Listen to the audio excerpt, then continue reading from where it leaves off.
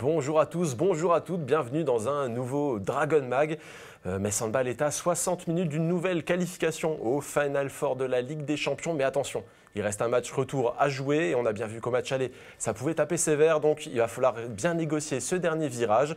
Je suis en compagnie de mon chroniqueur habituel, on le voit quasiment toutes les semaines, Arthur Carmier, pour évoquer tous ces sujets. Salut Mathieu, salut à tous. Oui, nouvelle édition de l'Ami-Sport qui sort avec encore une fois pas mal de contenu. On sait qu'on adore on parle beaucoup de handball dans l'Ami-Sport. On adore le handball dans l'Ami-Sport et on pourra découvrir notamment une rencontre avec Lucie Granier qui parle notamment de son expérience olympique, entre autres. Une petite joueuse qui monte. Oui, je trouve une des toutes meilleures à son poste en ce moment, 3 fois rien.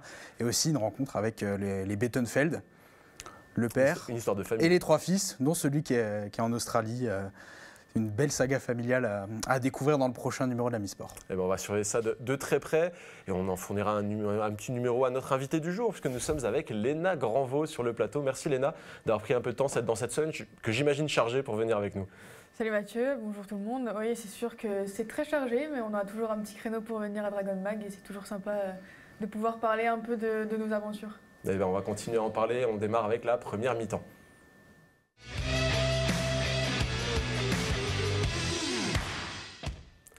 Et on a vibré samedi dernier devant le match de Metz Handball à Brest. On a vibré dans nos canapés, on a vibré devant nos télés et on a aussi vibré au cinéma, figurez-vous, puisque Metz Handball organisait une diffusion de ce match très important de la saison au Kinépolis. Je vous propose de revivre tout simplement cet événement un petit peu particulier, un événement dans l'événement, et puis on en rediscute un petit peu plus après, regardez. Au cinéma, certains sont plutôt dans l'équipe Popcorn, d'autres dans l'équipe Bonbon. Samedi, au Kinépolis Metz Amphithéâtre, bon nombre de visiteurs étaient cependant dans l'équipe des écharpes et maillots jaunes et bleus. À l'occasion du quart de finale aller de Ligue des Champions disputé par Metz Handball à Brest, 200 supporters s'étaient donné rendez-vous dans une salle obscure pour vibrer à l'unisson. Un événement atypique pour ce cinéma, mais surtout une vraie réussite pour son directeur, ravi de l'engouement. C'est déjà une réussite et je crois savoir que c'était déjà une réussite au bout de 5 jours, à peine annoncé l'événement, donc ravi de les accueillir. On ne pouvait pas manquer l'occasion, non seulement d'avoir toute une unicité au sein du quartier d'amphithéâtre, et en même temps ça laissait sur un projet commun l'opportunité à tous de voir le match, l'événement sportif et de soutenir les Dragons. Une satisfaction également du côté du club qui a trouvé une nouvelle manière de faire vivre la passion autour de l'équipe au-delà des seuls matchs aux arènes, avant d'autres rendez-vous forts et déplacements en fin de saison. Et en fait, on a eu l'idée de vouloir rassembler à nouveau nos supporters et on trouvait que la solution Kinépolis était la mieux adaptée. Donc on a rapidement pris de contact avec eux, on a rapidement échangé. On avait différents volumes de salles possibles, donc on a été crescendo. Et à un moment ou à un autre, on a bloqué à 200 parce que voilà, le palier d'après, c'est 350. Et la marche était peut-être un peu haute pour une première fois, mais en tout cas, on est très très content parce que rapidement, les supporters, comme d'hab, ont répondu présent. Et l'idée, c'est que les gens soient connectés en permanence avec l'équipe, avec le club, qu'ils adhèrent à nos valeurs. Donc, quand on peut les mettre ensemble et on voit que les gens ont réellement envie d'être ensemble, vu que la salle est pleine cette fois-ci. On va peut-être faire un peu plus gros la prochaine fois. Ouais, c'est une super réussite pour nous. Installés dans un confort inégalé, les supporters n'ont pas boudé leur plaisir de pouvoir vivre ce match clé de la saison d'une manière originale. Je trouve que ça change et puis ça donne un nouvel élan au club. Ça prouve que le sport français féminin en France, il avance et c'est prometteur d'avenir. En plus sur une victoire à l'extérieur, donc c'est parfait. Puis ça sent bon pour dimanche prochain. C'est très particulier parce que c'est la première fois qu'il y a un événement comme ça et j'ai bien aimé l'initiative du club. Et au début, on était tous un petit peu est-ce qu'on ose, est-ce qu'on n'ose pas, et puis après les gens ont commencé à lancer des chants et puis là on s'est pris au jeu et c'était vraiment cool. Ça tapait un petit peu dans les mains. Au début, on était tous un petit peu timides, mais à la deuxième mi-temps, quand on était devant, on a tous chanté parce qu'on était heureux de gagner. Entre nervosité, joie, célébration, tension et parfois un peu de râlage, la salle a pu vibrer pendant 60 minutes de cette première manche de quart de finale. Dans quelques jours, il restera encore à disputer le match retour dans le contexte plus classique, mais non moins chaleureux des arènes de Metz à quelques pas de là. Les supporters y seront cette fois près de 5000 et l'ambiance devrait monter de quelques degrés. En tout cas, pour y avoir été, l'ambiance était assez incroyable au Kinépolis. Ça fait quelque chose de voir un match sur écran géant comme ça. Léna, qu'est-ce que tu penses de ce genre d'initiative menée par le club? Je trouve ça tout simplement génial parce que l'opportunité d'aller à Brest, c'est quand même à l'autre bout de la terre. Donc, c'est Puis là, il fallait choisir ses matchs en plus. Voilà. Donc, non, franchement, c'est super de voir que les supporters puissent nous suivre partout. Le club met en place de jolies choses. On sait que c'est des gros matchs qui nous attendent. À chaque fois, c'est une bagarre de 60 minutes. Donc voilà, de sentir le soutien, même de loin, pour nous, c'est toujours un plaisir. Et j'espère que ce week-end, ce sera encore mieux aux arènes. Avec des arènes pleines, ça va être incroyable. Ça, c'est certain. On va en reparler un petit peu plus tard. En tout cas, on va se diriger doucement vers le sportif avec toi, Arthur. Ce match, on a vu Brest démarrer très fort, mener même de 5 buts à un moment donné. Et puis, au bout de 20 minutes, ça a commencé un petit peu à s'inverser au niveau des tendances et Metz Handball a pris le dessus. Ouais, effectivement, ce match, il était certes diffusé au cinéma, mais je ne pense pas que le scénario ait été volontaire de la part des Messines qui ont vraiment subi, sur les premières minutes, l'agressivité, je pense. Après ça, c'était pendant toute la partie. Agressivité dans le bon sens du terme, parce que ça reste un combat, comme le disait Léna, de 60 minutes de Brest, qui veut sa place au Final Four, qui est éliminé de la Coupe de France, qui n'aura plus qu'une cartouche en championnat de France, qui n'a plus le droit à l'erreur, la situation de Metz l'an passé. Donc forcément, ça se paye cher des places au Final Four. Je dois t'avouer que j'ai un petit peu eu peur.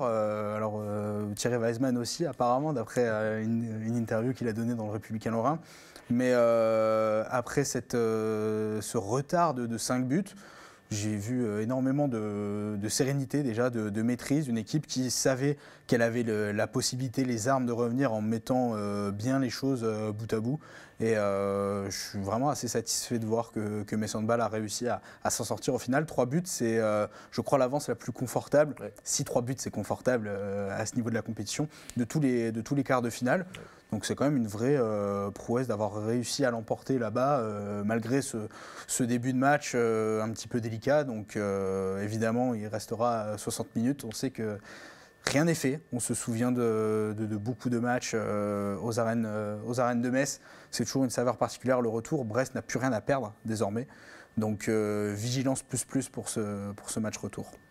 Léna, toi, tu l'as senti comment, la dynamique de l'équipe sur ce match aller, ces 20 premières minutes et ensuite ce retournement, comment ça s'est passé de votre côté?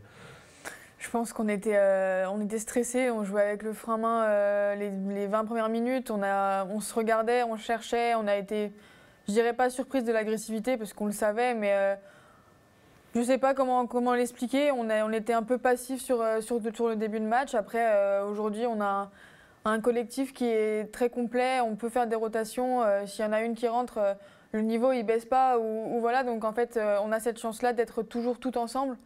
Le temps mort de Manu qui nous a un peu rassurés, je pense, inconsciemment, qui nous disent que c'était que le début, qu'il fallait rien lâcher quoi qu'il arrive, parce que ça peut jouer à un but et je le sais très bien, donc voilà, aujourd'hui on retravaille depuis le début de semaine, mais ouais, c'est sûr que le début de match a été un peu compliqué. Ça fait 2 matchs qu'on galère quand même sur le début de match, donc il va falloir se poser des bonnes questions et remettre un peu l'ordre dans tout ce qu'on fait. Mais aujourd'hui, comme il le dit, je pense qu'il y avait de la sérénité et on n'a jamais eu la peur de perdre ce match. Bien sûr qu'on a eu peur de prendre beaucoup d'écart, mais on sait que, comme je l'avais dit sur une précédente interview, c'était 120 minutes et pas 60. C'est un match de 120 là, attention. Et effectivement, on repense à ce temps mort d'Emmanuel Ménade en début de partie où il avait dit tout simplement, c'est la Ligue des Champions, il faut en faire plus, avant tout de même de rappeler qu'il restait énormément de temps à jouer. Arthur, un des facteurs de la rencontre, ça a peut-être été l'indiscipline du côté messin. On va voir les stats s'afficher, mais Metz Handball a eu 7 suspensions pour 2 minutes, 6 jets de 7 mètres concédés, là où Brest n'a eu que 2 suspensions et 3 jets de 7 mètres concédés. Forcément, ça n'aide pas, notamment en début de match, à bien rentrer quand il y a beaucoup de sanctions comme ça. Ouais, c'est clair. Bon, tu me connais un petit peu, nos téléspectateurs un peu moins. Je peux être parfois de mauvaise foi devant mon poste de téléviseur. Quand j'ai vu les suspensions de 2 minutes s'enchaîner, je me dis, purée, c'est pas possible, mais ça témoigne vraiment de cette très bonne entame brestoise qui a réussi à pousser le Metz Handball à la faute. Et sur les 7 suspensions pour 2 minutes, je crois qu'il y en a peut-être 3 ou 4 dans les 10 premières minutes. Après, Metz Handball a su serrer la vis dans le sens premier du terme, parce que forcément, c'est des fautes que tu dois pas commettre. On a vu beaucoup plus de rigueur, à mon sens, en tout cas de malice pour éviter de se faire prendre à la faute, tout en réussissant à mettre l'agressivité nécessaire pour faire dérailler cette attaque brestoise.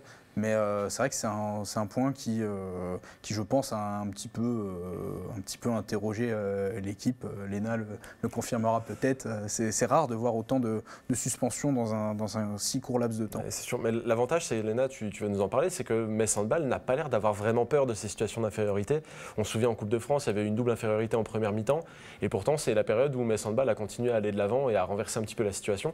Ça vous fait pas peur?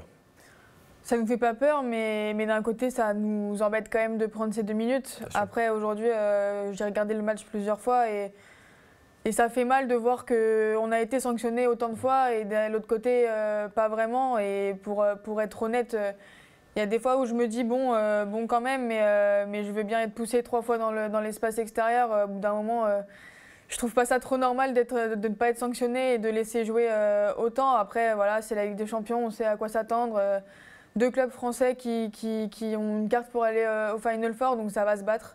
Je pense qu'il ne faut pas qu'on s'énerve sur l'arbitrage. Comme on le voit, malgré cette suspension, on a réussi à gagner, on a réussi à remettre de l'ordre et je pense que c'est ça le plus important à retenir, que malgré tout, Metz Handball est capable de grandes choses sur le terrain. À ton poste, une joueuse que tu connais bien, qui a fait une sacrée entrée en jeu, une belle dynamique aussi, attaque-défense et des rotations, c'est Petra Vamos. Tu l'as senti comment? Elle avait l'air de marcher sur l'eau dans ce match. Ouais, c'est sûr, depuis le début de l'année, on est assez complémentaires, on discute beaucoup. Être demi-centre à Metz Handball, je pense que c'est différent de tous les clubs. Pour le coup, on discute beaucoup, on a besoin d'avancer. Manu a besoin d'être toujours à nos côtés pour essayer de discuter de ce qu'on met en place. Donc voilà, Petra, elle a fait un gros match, on était en difficulté, elle a supporté l'équipe. Quoi dire, juste bravo à elle, parce qu'on avait besoin d'une joueuse comme ça. Aujourd'hui, c'est elle. Au match de Coupe de France, c'était Anne Metteux. Et j'ai envie de dire, à tous les moments, tous les gros matchs, il y a une joueuse qui sort du lot. Et je crois que c'est ça je dirais le point fort de Metz Handball, c'est que c'est jamais vraiment la même. Et on a vraiment des joueuses de qualité à tous les postes. On parlait de Lucie juste avant. Elle est là aussi quand il faut, donc c'est important pour tout le monde d'avoir des joueuses comme ça dans l'équipe sur qui on peut compter. En revanche, ce match, il a eu un petit impact sur les corps. On a vu qu'il y avait une certaine intensité. Alors, il y a eu la cheville de Cléopâtre Darleux. Du côté de Brestois, il y a Anne Fikireva qui est sortie un peu mal à un moment ou à un autre. Et puis, toi, on t'a vu aussi sortir, toucher à l'épaule à un moment donné. Et j'en passe d'autres. Physiquement, comment ça s'est passé cette semaine? C'était cap sur la récup parce qu'il fallait se remettre de tout ça ou Cette semaine elle est longue. Elle est très longue d'ailleurs parce que on sait qu'on joue dimanche, donc on a beaucoup de temps. On a un peu géré au début de semaine, ce qui était super parce que on a toutes pu un peu aménager nos entraînements. Pour revenir aux blessures, ça va aller. Je pense qu'on a des très bons kinés, un très bon staff médical, donc on sera remis sur pied. Et j'ai envie de dire, on sera de retour pour aller aussi nous mettre de l'agressivité. Parce que je pense que ça a tapé pour tout le monde, pour les 2 équipes. Donc voilà, après, on travaille et je pense que fin de semaine, on va remettre beaucoup de rythme pour être très en forme dimanche. En tout cas, à la fin, ça fait une avance de 3 buts pour Metz Handball. Reste ce match retour et cette avance à préserver ou à faire fructifier. Pourquoi pas, on peut être gourmand. Et je vous propose qu'on aborde justement ce match retour.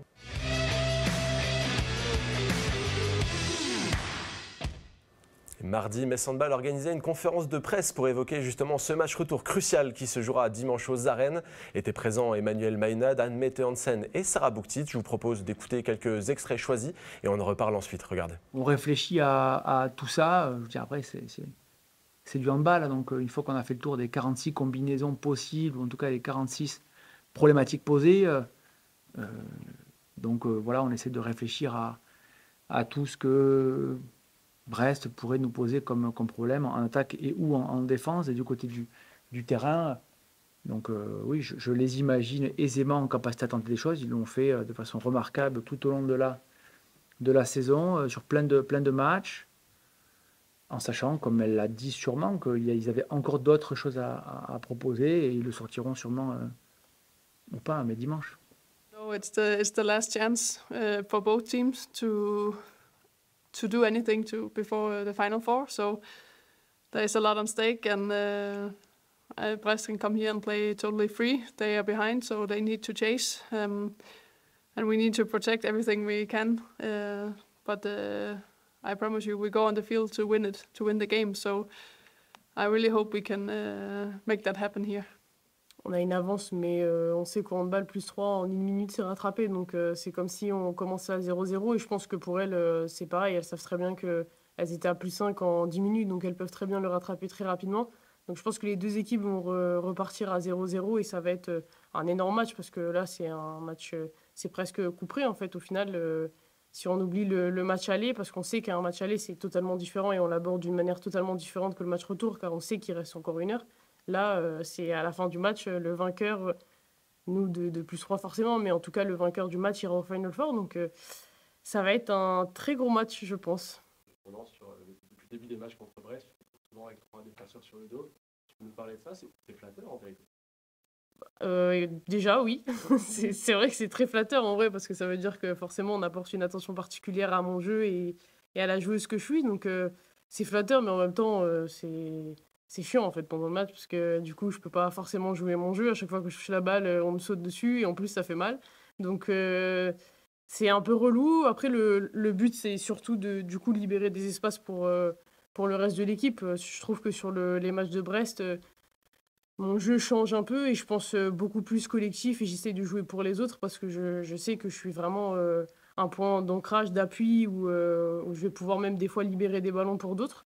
Donc c'est à moi aussi de réussir à trouver les failles de leur défense qui font qu'elles sont à 3 autour de moi. Donc je trouve que ça a été mieux sur le match de Ligue des Champions et il faut que je continue de travailler, de regarder la vidéo pour faire encore mieux dimanche.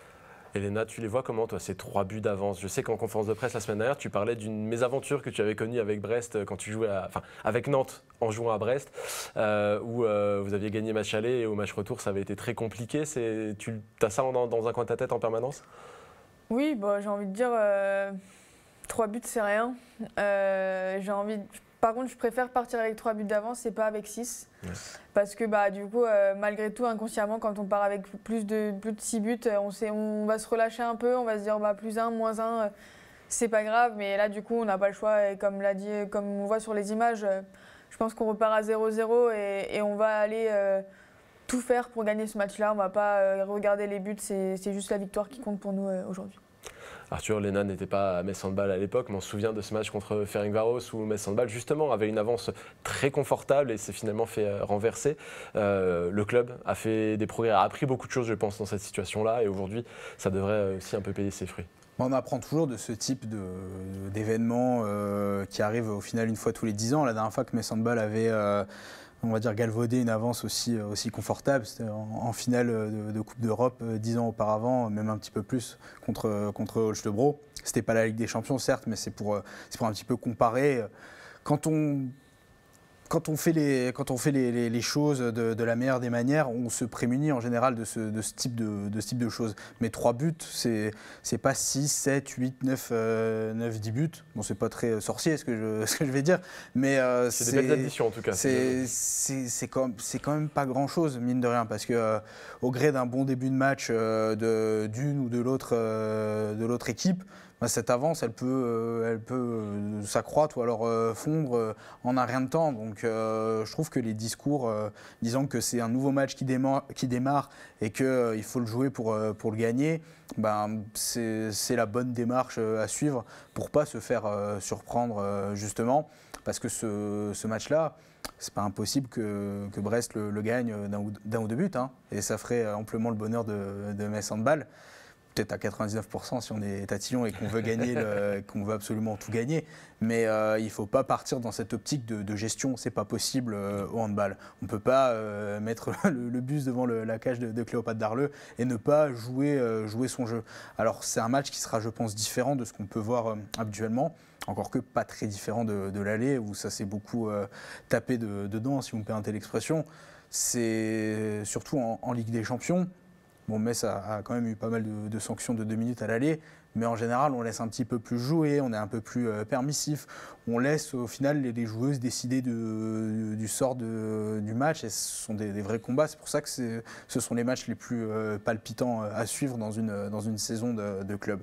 Donc cette rencontre-là, il faut l'aborder quasiment comme si le match aller n'avait jamais existé, faire reset. Je pense que Metz Handball a parfaitement réussi à faire ça entre le quart aller et la demi-finale de Coupe de France. Et je pense qu'on verra peut-être des nouvelles choses tactiques pour... alors on parlait hors antenne du coup de bluff de Brest en faisant sortir du banc Viakireva. Peut-être que Manu Mayonnatte va aussi tenter de bluffer sur un secteur du jeu pour déstabiliser la préparation du match de Brest. Donc il y aura plein de choses super intéressantes à voir. On va observer ça, c'est certain. Léna, quelle était l'ambiance à l'entraînement cette semaine? Alors moi je suis passé mardi, j'ai vu un petit peu, alors je te demande pas pour Manu et Katia qui sont toujours focus et à fond, mais plutôt entre vous, entre les joueuses, il y a une tension qui s'installe, il y a des appréhensions ou c'est tout simplement comme d'habitude, semaine d'entraînement et on fait ce qu'il y a à faire? J'ai envie de dire, il y a quand même des choses qui s'installent. On a un peu de pression forcément parce qu'on sait que c'est pas le match le plus important de la saison, mais presque. Aujourd'hui, on met tout en œuvre pour réussir à gagner. On se prépare à tout ce qu'ils peuvent mettre en place. On sait qu'ils peuvent faire une stricte, une défense 1-5, une défense 2-4, etc. Donc en fait, on a vu des extraits dans les matchs précédents, donc oui, ça va ressortir. C'est ça, on doit se préparer à tout. On ne doit pas être surprise de quoi que ce soit. Donc voilà. Et puis nous, offensivement et défensivement, on va encore aussi s'adapter à leur jeu, à leur percussion qui sans cesse tout leur spé avec tous les croisés, les redoublements, les kung-fu, tout ça. On en voit mais des images, je pense qu'on en a vu plus de 700 depuis qu'on les joue pour la première fois. Donc bon, voilà, pour vous dire, moi cette semaine je suis à ma 7e vidéo, enfin je vais faire 7 vidéos pour préparer ce match. Donc pour vous dire, c'est un gros travail. C'est un travail énorme et ce qui ne se voit pas forcément pour les spectateurs, mais en vérité en coulisses c'est gigantesque. En tout cas, on a évoqué cette avance de 3 buts qui n'est qu'une avance de 3 buts, mais il faut noter, comme l'a dit Arthur tout à l'heure, que pour tous les matchs allés de quart de finale, eh bien, c'est le plus gros écart qui a été créé. On va voir les résultats sur les autres terrains. Le Duisbourg a un but de retard sur Győr, le CSM Bucarest a un but d'avance sur Esbjerg et Odense a fait match nul avec Ferencváros. Léna, tu en penses quoi de ces résultats? Tu t'attendais à des résultats aussi serrés sur tous les terrains pour ce quart de finale? Ouais, clairement. Je trouve que cette année, la Ligue des Champions, elle s'est resserrée. On a franchement 8 clubs incroyables qui se rivalisent et aujourd'hui on voit que quand on voit que 3 buts c'est le plus grand écart, on se rend compte de la difficulté de la Ligue des Champions et j'ai envie de dire à tous les clubs de faire reset parce qu'on sait que tous les matchs vont être différents et le meilleur gagnera à la fin. La dernière fois que tu étais venue sur ce plateau, on ne connaissait pas encore ton avenir en tant que joueuse. On ne savait pas si tu resteras Metz Handball ou pas, etc. Depuis, ça s'est plutôt bien arrangé puisqu'on a appris ta prolongation. Est-ce que ces situations-là, elles te confortent dans ton choix finalement? Tutoyer peut-être un Final Four, une finale de coupe déjà, viser le titre de championnat de France, ça donne envie quand même de rester dans ce club? Ouais, c'est sûr que ça donne envie. C'est un objectif de venir ici, de gagner des titres, du moins tout faire pour les gagner. J'ai envie d'aller au Final Four, c'est un rêve pour moi et je ferai tout dimanche pour y aller, pour être qualifiée. Donc voilà, après, rien n'est fait encore. On a encore 0 titre, on n'a encore rien de gagné. Donc voilà, je pense qu'on va mettre tout en œuvre collectivement. Mais pour moi, c'est sûr que c'est un rêve d'être ici et je ne regrette absolument pas d'être venue là cet été. Et de prolonger, bien évidemment. On va continuer à suivre cette aventure. Et elle continue à partir de dimanche, justement, avec ce match crucial. Et je sais que c'est dur de voir aussi loin, mais après la Champions League, c'est le retour de la Ligue Butagaz Énergie. Metz Handball recevra Mérignac mercredi aux arènes de Metz. Et ce match, il sera à vivre en direct sur Moselle TV dès 19h55. L'occasion de voir de près Lilou Borg et Enola Borg qui animeront elles aussi la rivalité Metz-Brest dans les prochaines saisons. Ça va être assez intéressant à observer. Pour le moment, c'est déjà la fin de cette émission. Merci Arthur d'avoir été présent à mes côtés. Merci Léna encore une fois d'avoir pris le temps de passer sur ce plateau. On te souhaite le meilleur pour le match de dimanche. Merci à vous tous de nous suivre devant votre écran. On se retrouve aux arènes dimanche, mercredi encore une fois et surtout devant votre écran vendredi prochain à 19h pour débriefer toute cette actualité. À très vite.